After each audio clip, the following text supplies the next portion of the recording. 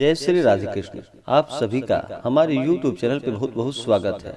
आइए सुनते हैं भाई दूज की कथा। भाई दूज का व्रत हर वर्ष कार्तिक माह के शुक्ल पक्ष की द्वितीया तिथि के दिन भाई दूज का व्रत किया जाता है। इसे भातृ द्वितीया या यम द्वितीया के नाम से भी जाना जाता है। कार्तिक माह के शुक्ल पक्ष की द्वितीया तिथि को भाई दूज का त्योहार मनाया जाता है। इसे यम द्वितीया, भ्रातृ द्विज, भाई दूज आदि के नामों से जाना जाता है। इस दिन विशेषकर यमुना स्नान का बड़ा ही विशेष महत्व माना गया है और इस दिन भाई अपने बहन के यहाँ जाकर के अपने बहन का आतिथ्य स्वीकार करते हैं और बहन भाई का पूजन करके और फिर अपने भाई को तिलक लगाती है, भोजन कराती है और भाई फिर अपने बहन को अनेक उपहार प्रदान करते हैं। इससे बहन का आशीष प्राप्त होता है और फिर यम देवता का भी कृपा प्राप्त होता है। सुनते हैं भाई दूज की कथा। एक समय की बात है कि एक बुढ़िया थी। उस बुढ़िया के 7 बेटे और एक बेटी थी। बेटी की शादी हो चुकी थी। जब भी उसके बेटे की शादी होती तो फेरों के समय एक सर्प आता और उसके बेटे को डस लेता था। बेटा फिर वहीं पर खत्म हो जाता था और बहू विधवा। इस तरह उसके 6 बेटे मर गए और 7वें की शादी होनी बाकी थी। इस तरह अपने बेटे के मर जाने के दुख से बुढ़िया रो रो कर अंधी हो गई थी और फिर भाई दूज आने को हुई तो भाई ने कहा कि हे माँ, मैं बहन से तिलक कराने जाऊंगा और माँ ने कहा कि ठीक है। उधर जब बहन को पता चला कि उसका भाई आ रहा है तो वह खुशी से पागल होकर पड़ोसन के यहाँ गई और पूछने लगी कि जब बहुत प्यारा भाई घर आए तो क्या करना चाहिए। तो पड़ोसन ने उसकी खुशी को देखकर वह जल भून गई और कह दिया कि दूध से रसोई लेप दे और घी में चावल पका। बहन ने ऐसा ही किया। उधर भाई जब बहन के घर जा रहा था तो उसे रास्ते में एक सर्प मिला। सर्प उसे डसने को हुआ तो भाई बोला कि तुम मुझे क्यों डस रहे हो। फिर सर्प बोला कि मैं तुम्हारा काल हूँ और मुझे तुमको डसना है। भाई बोला, मेरी बहन मेरा इंतजार कर रही है। मैं जब तिलक कराकर वापस लौटूंगा तब तुम मुझे डस लेना। तो सर्प ने कहा कि भला आज तक कोई अपनी मौत के लिए लौट के आया है जो तुम आओगे। तो भाई ने कहा कि अगर तुझे यकीन नहीं है तो मुझे मेरे झोले में बैठ जा। जब मैं अपनी बहन से तिलक करवा लूं तब तुम मुझे डस लेना। तो सर्प ने ऐसा ही किया। भाई बहन के घर पहुंच गया। दोनों बड़े खुश हुए। भाई बोला, बहन जल्दी से खाना दे, बड़ी भूख लगी है।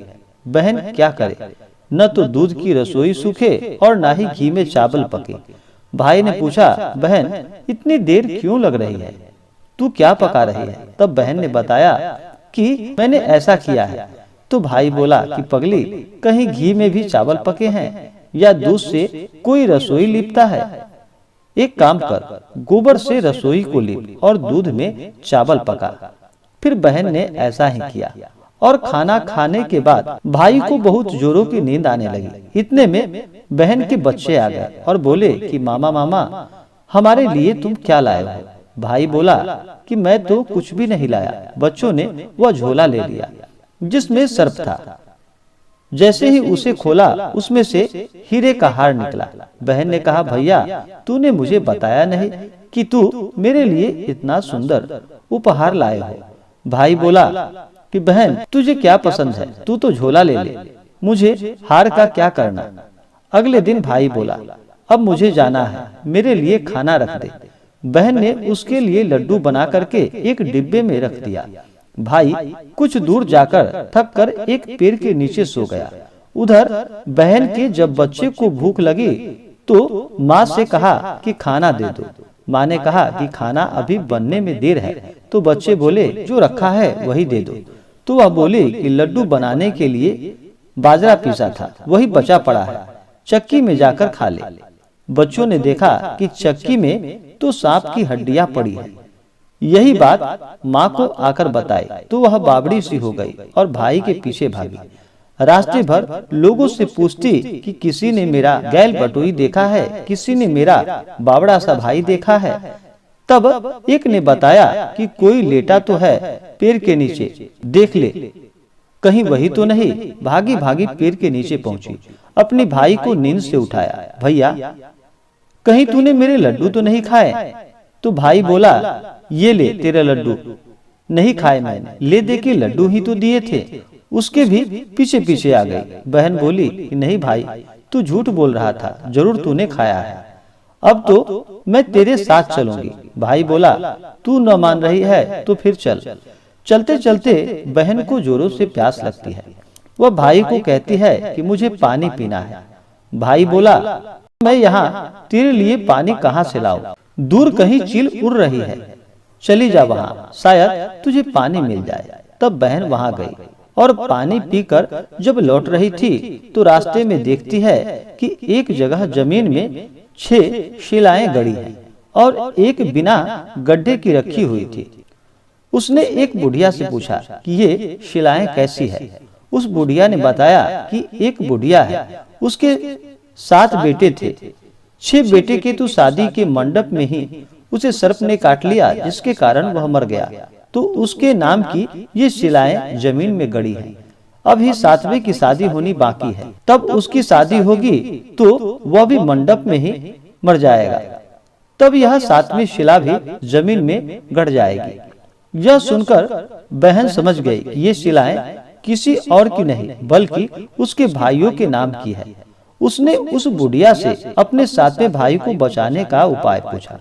बुढ़िया ने उसे बतलाया कि वह अपने 7वें भाई को कैसे बचा सकती है। सब जानकर वह वहां से अपने बाल खुले करके पागलों की तरह अपने भाई को गालियां देती हुई चली। भाई के पास आकर बोलने लगी, तू तो जलेगा, कुटेगा, मरेगा। भाई उसके ऐसे व्यवहार को देखकर चौंक गया और उसे कुछ समझ नहीं आया। इस तरह दोनों भाई बहन माँ के घर पहुँच गए। थोड़े समय बाद के लिए खबर आई, उसकी शादी तय हो गई। जब भाई को सेहरा पहनाने लगे तो वह बोली, इसको क्यों सेहरा बंधेगा? सेहरा तो मैं पहनूंगी, ये तो जलेगा, मरेगा। सब लोगों ने परेशान होकर सेहरा बहन को दे दिया। बहन ने देखा कि उसमें कलंगी की जगह सर्प का बच्चा था। बहन ने उसे निकालकर फेंक दिया। अब जब भाई घोड़ी चढ़ने लगा तो बहन फिर बोली कि ये घोड़ी क्यों चढ़ेगा? घोड़ी पर तो मैं चढ़ूंगी, ये तो जलेगा, मरेगा। इसकी लाश को चील और कौवे खाएंगे। सब लोग बहुत परेशान हो गए। सब ने उसे घोड़ी पर चढ़ने को दे दिया। अब जब बारात चलने को हुई तब बहन बोली कि ये क्यों दरवाजे से निकलेगा? ये तो पीछे के रास्ते से जाएगा। दरवाजे से तो मैं निकलूंगी। जब वह दरवाजे के नीचे से जा रहा था तो दरवाजे अचानक गिरने लगे।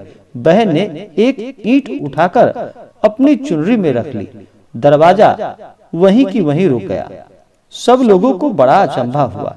रास्ते में एक जगह बारात रुकी तो भाई को पीपल के पेड़ के नीचे खड़ा कर दिया।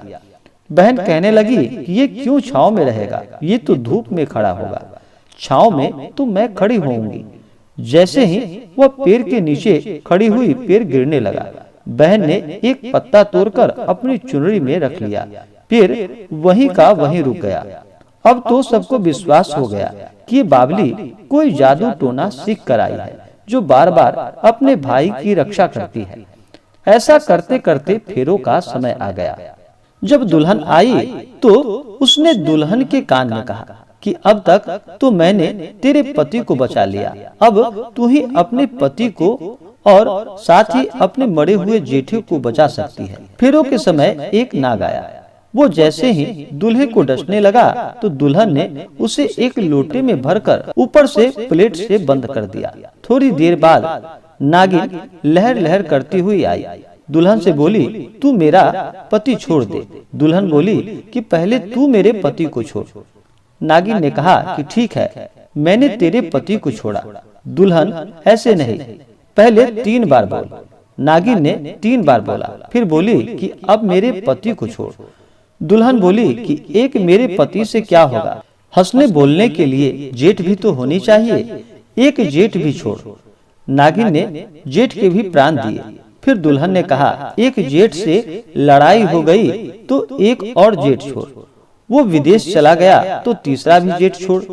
इस तरह एक एक करते हुए दुल्हन ने अपने 6 जेठ जीवित करवा लिए। उधर रो रो कर बुढ़िया का बुरा हाल था कि अब तो मेरा 7वां बेटा भी बाकी बेटों की तरह मर जाएगा। गांव वालों ने उसे बतलाया कि उसके 7 बेटे और बहुएं आ रही हैं।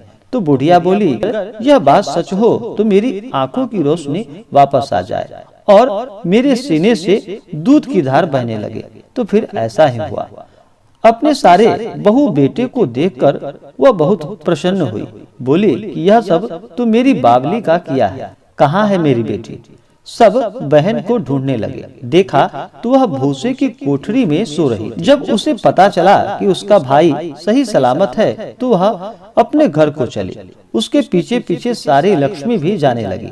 तो बुढ़िया ने कहा कि बेटी पीछे मुड़ के देख, तू सारी लक्ष्मी को ले जाएगी तो तेरे भाई और भाभी क्या खाएंगे? तब बहन ने पीछे मुड़कर देखा और कहा, जो माँ ने अपने हाथों से दिया वह मेरे साथ चल, बाद बाकी का भाई भाभी के पास रहे। इस तरह एक बहन ने अपने भाई की रक्षा की।